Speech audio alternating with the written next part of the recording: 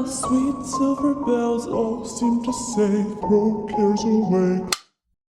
Święta zawsze miały dla mnie dwie twarze. Kolędy z telewizora, Kevin, który po raz tysięczny zostaje sam w domu i ta cała otoczka rodzinnego ciepła i najpiękniejszego czasu w roku, którą wszyscy znamy aż za dobrze. Z drugiej strony puste, zimne, ośnieżone ulice wieczorem. Tramwaje, w których siedzą tylko pojedynczy pasażerowie. Długie noce i ciemna klatka schodowa. Ten dualizm, zgaszona choinka i rozświetlona choinka, będzie motywem przewodnim całego odcinka. Dwa różne nastroje tego samego święta. Dzisiaj przygotowałem dla was dwa pakiety. Film, gra i komiks. Pierwszy pakiet jest bardziej mroczny. Jeden z moich ulubionych dzieł świątecznego horroru. Drugi pakiet to taki, do którego wracam co rok. Nie wyobrażam sobie tego okresu bez nich. Bardziej przytulny i przyjemny rodzaj świątecznego horroru. Spoilery będą tutaj zmniejszone do minimum.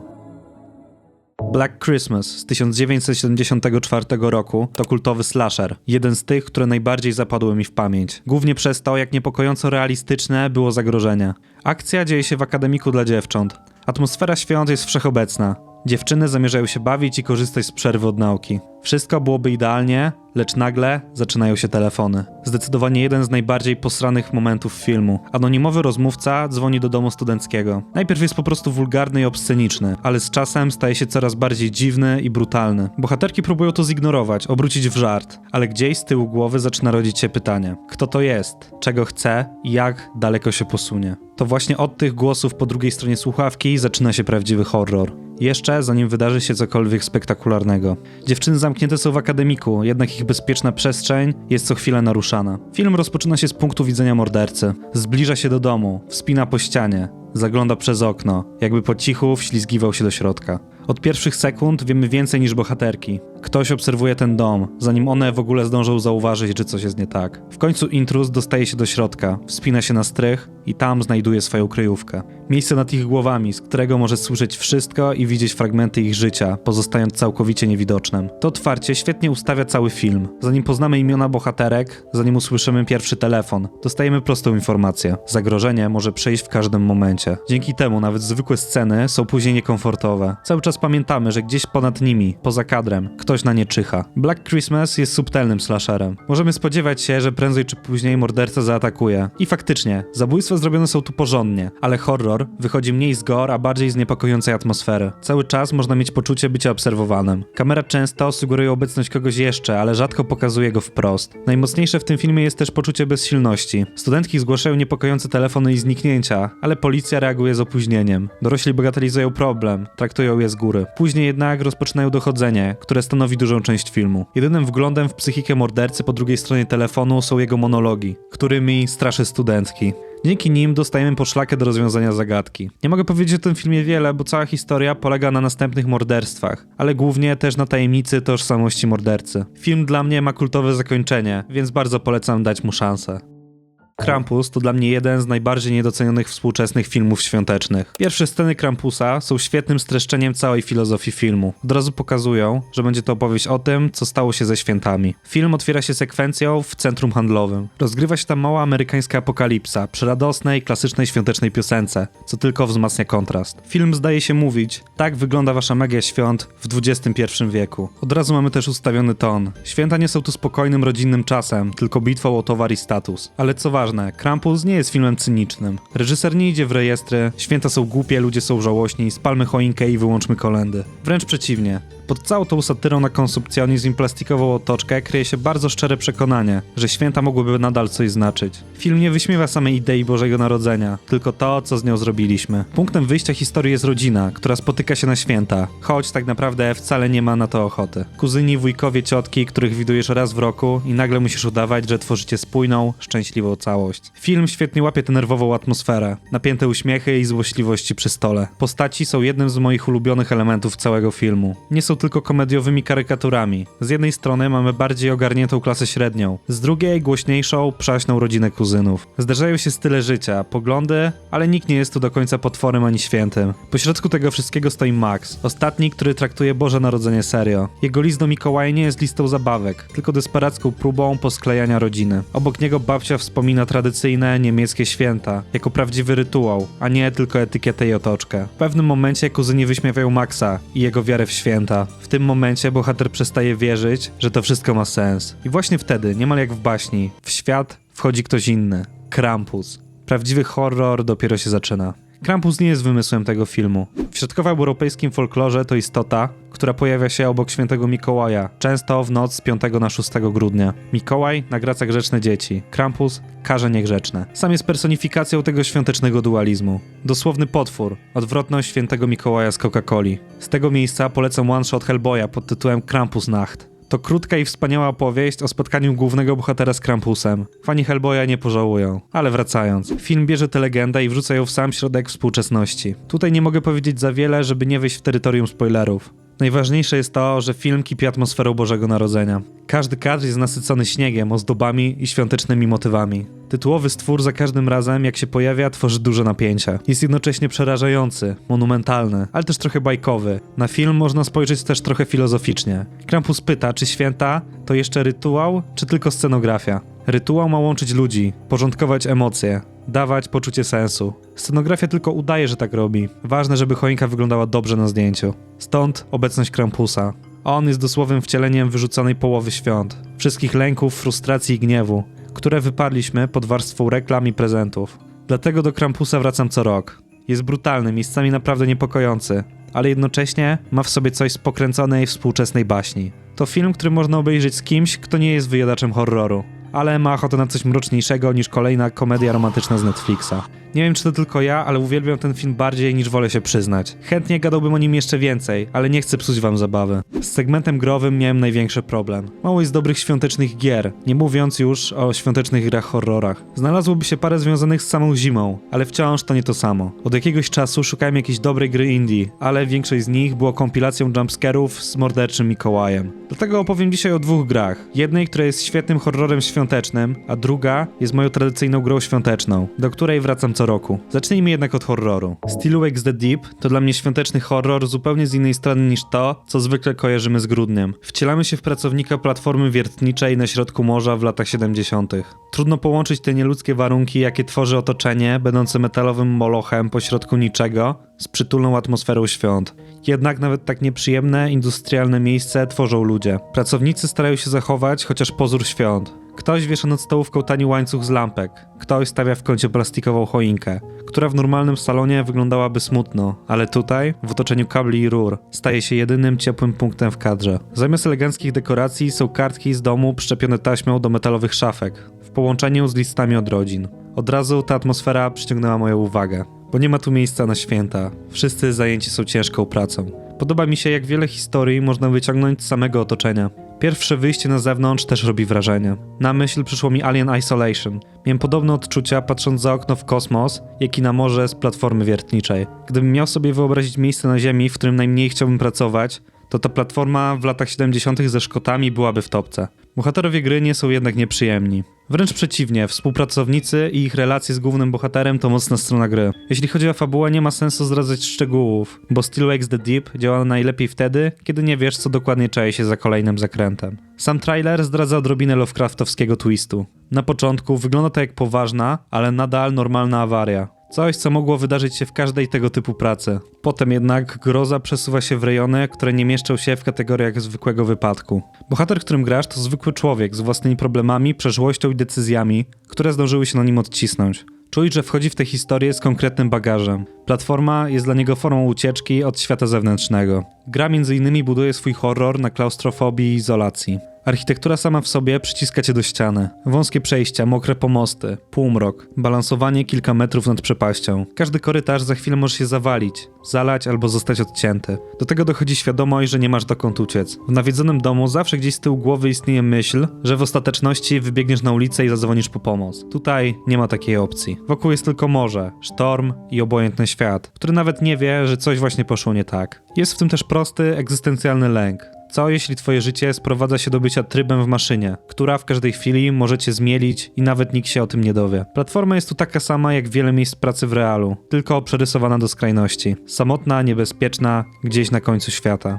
Horror nadnaturalny tylko uwydatnia to, co już było straszne. Poczucie, że twoje ciało i życie są o wiele mniej warte niż wydobywana ropa. Szef całego przedsięwzięcia, jak wychodzi podczas gry, wielokrotnie bagatelizował standardy bezpieczeństwa, idąc po taniości. Gdy niebezpieczeństwo nadchodzi i giną ludzie, pospiesza wszystkich do jeszcze większej pracy, gdy sam już ma przygotowany helikopter do wylotu. Gra ma wiele takich niuansów. Całość ma wyraźnie zimowy wymiar. W grze nawet przez moment nie spada śnieg, ale wciąż mróz jest ważnym czynnikiem. Po przemoczeniu się trzeba znaleźć grzejnik, by się rozgrzać. Z tego wszystkiego wyłania się bardzo specyficzne, świąteczne doświadczenie. Święta, o których wiesz tylko tyle, że dzieją się gdzieś daleko na lądzie, w świecie, który ma ciepłe pokoje i normalne stoły. Tu na platformie Boże Narodzenie jest tylko datą w kalendarzu i paroma ozdobami przyklejonymi do zimnej stali. Historie i tajemnice są wciągające. Jedna z lepszych gier grozy z nieoczywistym motywem świąt. Gotham też ma swoje święta. Zdaję sobie sprawę, że Batman Arkham Origins ani trochę nie jest horrorem, ale tak jak mówiłem, nie wyobrażam sobie świąt bez tej gry.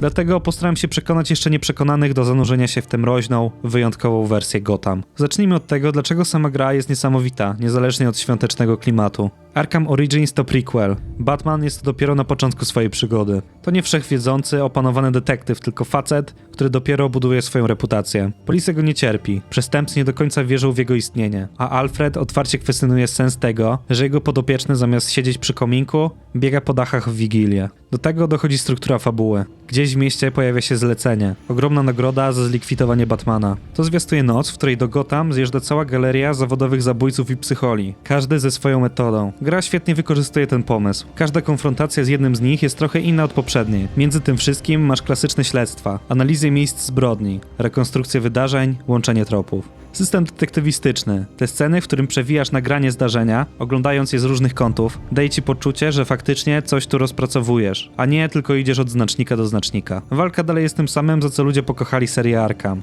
ale w Origins ma dodatkowy ciężar, przez brutalność niedoświadczonego Bruce'a.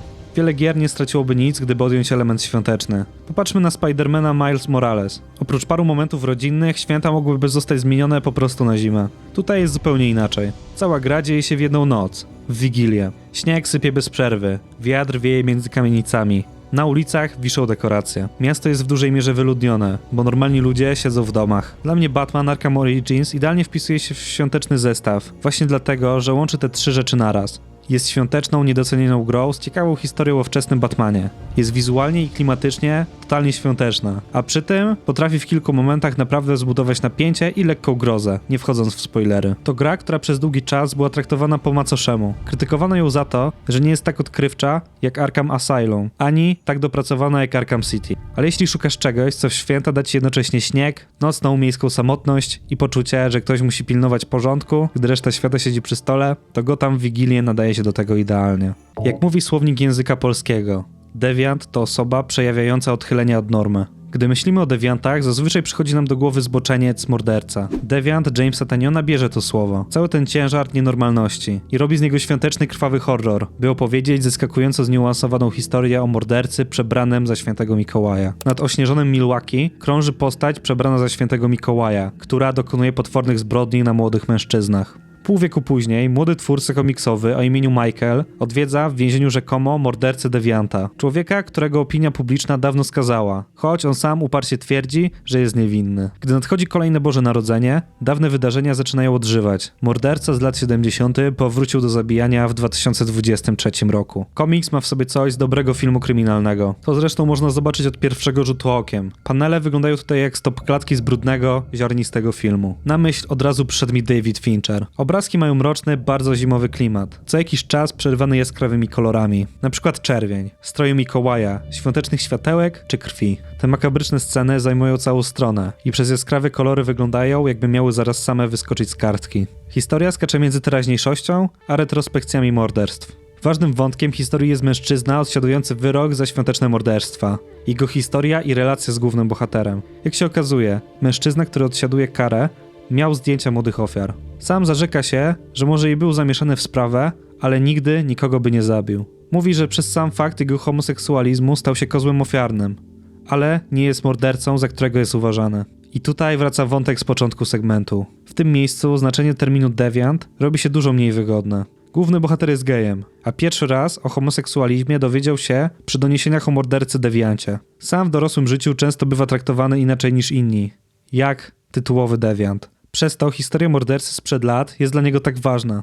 Momentami nawet trochę sympatyzuje z historią więźnia i sam nie wie komu wierzyć. Komiks bardzo mocno uderza w skojarzenia, na których wychowało się wiele osób LGBT. Odchodzenie od normy jako coś, co automatycznie łączy się w kulturze z przemocą, zboczeńcami, seryjnymi mordercami. Tanyon pisał wprost, że chciał rozliczyć własne dorastanie z poczuciem, że bycie gejem jest czymś, co popkultura i rodzina podsuwały w jednym worku z dewiantami z nagłówków gazet. Główny bohater wielokrotnie traktowany jest inaczej z faktu swojej seksualności. Po paru spotkaniach z nim w więzieniu poznajemy również policjanta, który przeżył bliskie spotkanie z mordercą. Na twarzy ma bliznę, będącą pamiątką po ataku dewianta. Na początku z chęcią chce opowiadać o swoich przeżyciach. Do momentu, gdy zapytano imię partnerki, Michael odpowiada imię męskie. Do tego momentu zmienia podejście do bohatera. Najbardziej przygnębiające jest to, jak bardzo Michael sam ma w głowie ten język. Dorastał widząc to słowo, dewiant przy twarzach przestępców, a potem odkrywa własną tożsamość właśnie w tych kategoriach. Wątek ten wziął mnie z zaskoczenia, ale był ciekawym dopełnieniem klasycznej opowieści True Crime,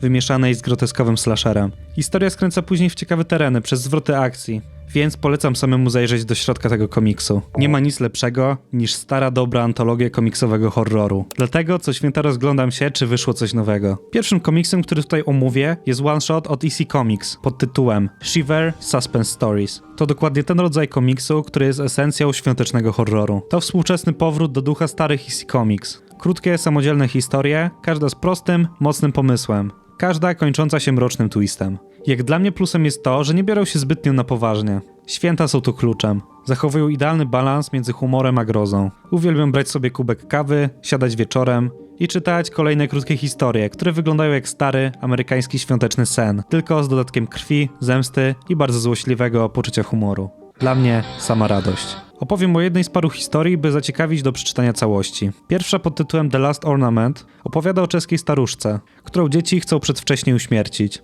Na wszystko spogląda stara bombka, która dzięki magii pamięta, gdy jeszcze jako mała dziewczynka ją kupowała. Wspomina czasy, gdy dla matki święta były najważniejszym świętem. Pamięta przeprowadzkę do Stanów, pierwsze miłości, zajmowanie się dziećmi, ale też i smutek i rozstanie. Gdy już jako samotna matka płakała, bombki płakały razem z nią. Z czasem, gdy się starzała, coraz krócej obchodziła święta, więc bombki siedziały zamknięte w ciemnym pudełku. By ochronić kobietę przed niewdzięcznymi dziećmi, bombka Mikołaja wykorzystuje resztki swojej magii, by matka mogła spokojnie przeżyć wieczne święta. W praktyce oznacza to pozbycie się dzieci. Gdy staruszka śpiewa nad ranem czeską kolędę, kamera po śladach krwi schodzi do ciemnej piwnicy. Tam widzimy rozczłonkowane zwłoki dzieci, włożone w osobne pudełka. Zaskakująco brutalny koniec tej smutnej opowieści. Te historie działają jak pokręcone współczesne baśnie. To dalej są opowieści z morałem, tylko morał jest dużo bardziej okrutny. Otwierając ten komiks, nie spodziewałem się, że będę się wzruszał do historii, której narratorem jest ożywiona bombka. Koncept następnej historii to gdyby wziąć opowieść wigilijną Dickensa